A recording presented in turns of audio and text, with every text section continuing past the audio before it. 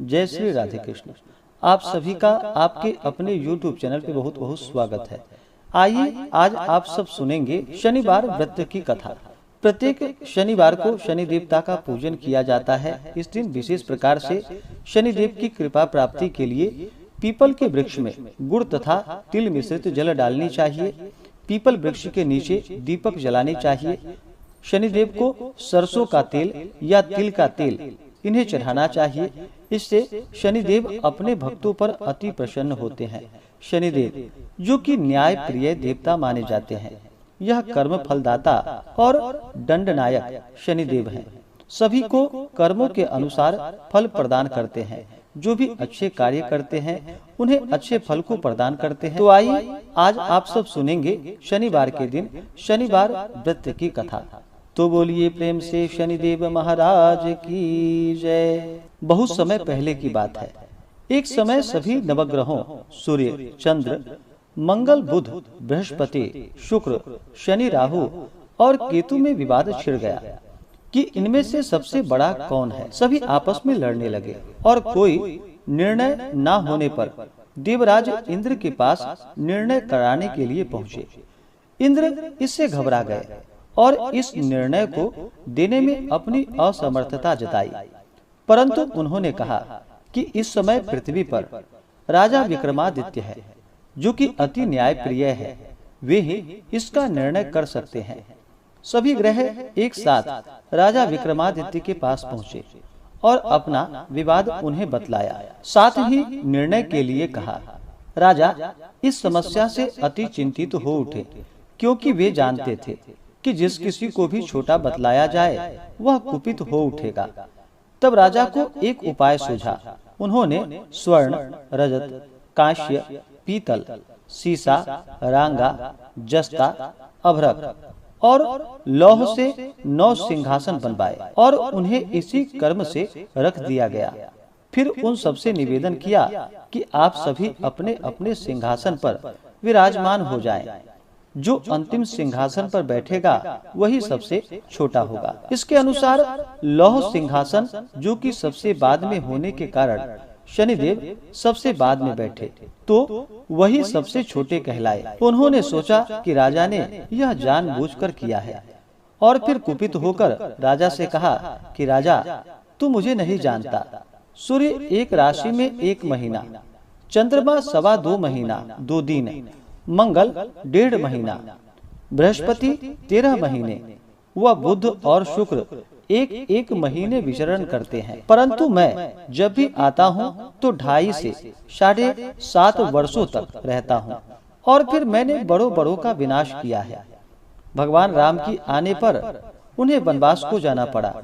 रावण की आने पर उसकी लंका को बंदरों की सेना से परास्त होना पड़ा। अब तुम सावधान रहना। ऐसा कहकर कुपित होते हुए शनिदेव वहां से चल पड़े।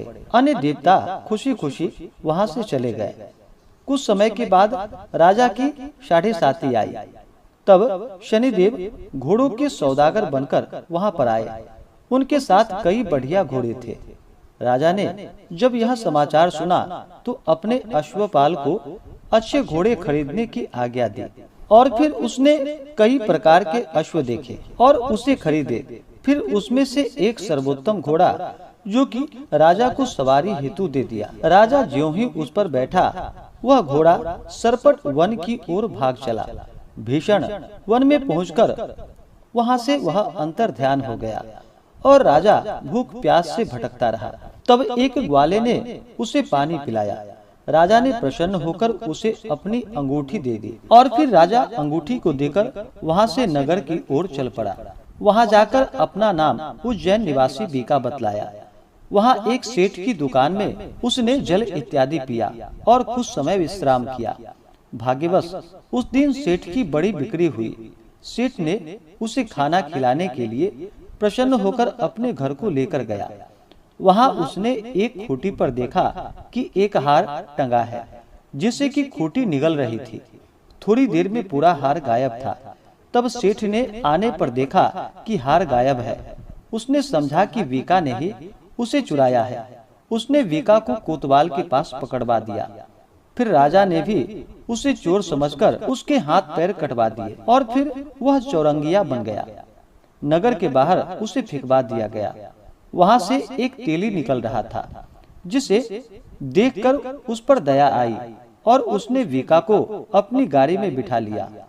वह अपनी जीभ से बैलों को हाँकने लगा। उस काल राजा की शनि दशा समाप्त होने वाली थी। वर्षा काल आरंभ होने पर वह मल्लाहार गाने लगा।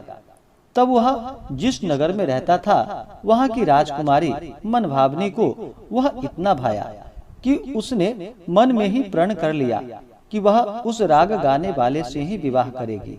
उसने दासी को ढूंढने के लिए भेजा। दासी ने बतलाया कि वह एक चौरंगिया है, परंतु राजकुमारी न मानी।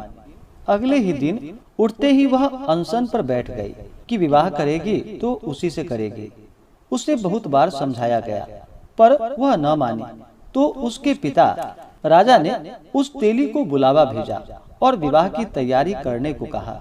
फिर उसका विवाह राजकुमारी से हो गया। तब एक दिन सोते हुए स्वप्न में शनिदेव ने राजा से कहा कि राजन, देखा तुमने, मुझे छोटा बतलाकर तुमने कितना दुख झेला है। तब राजा ने उनसे क्षमा याचना की और प्रार्थना की कि हे शनिदेव, जैसा दुख मुझे दिया है और किसी को ना देना। शनिदेव मान गए और कहा कि जो मेरी कथा कहेगा, व्रत रखेगा, पूजा करेगा, उसे मेरी दशा में कोई दुख नहीं होगा। जो नित्य मेरा ध्यान करेगा और चींटियों को आटा डालेगा, उसके सारे मनोरथ पूर्ण होंगे। साथ ही राजा को हाथ पैर भी वापस दे दिए। प्रातः आंख खुलने पर राजकुमारी ने देखा तो वह आश्चर्यचकित रह गई। वीका ने उसे बतलाया कि वह उज्जैन का राजा विक्रमादित्य है। सभी अत्यंत प्रसन्न हुए। सेठ ने जब सुना तो वह पैरों पर आकर गिरकर क्षमा याचना मांगने लगा। राजा ने कहा, वह तो शनिदेव का कोप था, इसमें किसी का कोई दोष नहीं है।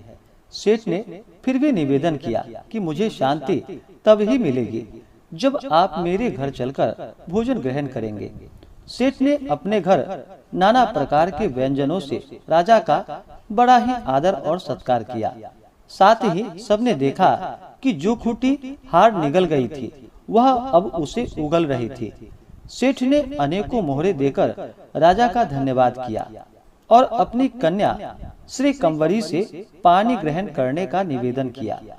राजा ने इसे सहर्ष स्वीकार कर लिया। कुछ समय पश्चात राजा अपनी दोनों रानियों को लेकर सभी उपहार सहित उज्जैन नगरी को चल पड़ा। वहाँ पर पुरवासियों ने सीमा पर ही उनका स्वागत किया। सारे नगर में दीपमाला हुई।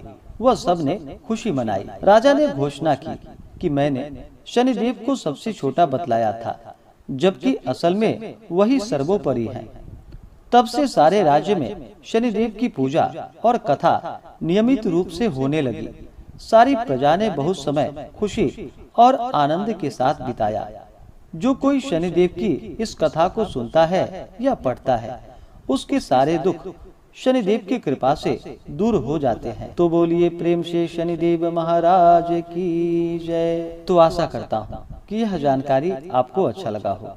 ऐसे ही ज्ञानवर्धक जानकारियाँ प्राप्त करने के लिए हमारे इस चैनल पे अगर आप नए हैं तो चैनल को लाल बटन दबा करके सब्सक्राइब करें। साथ में बेल आइकन घंटी को दबाएं ताकि मेरे वीडियो का नोटिफिकेशन आपको समय से मिलता रहे।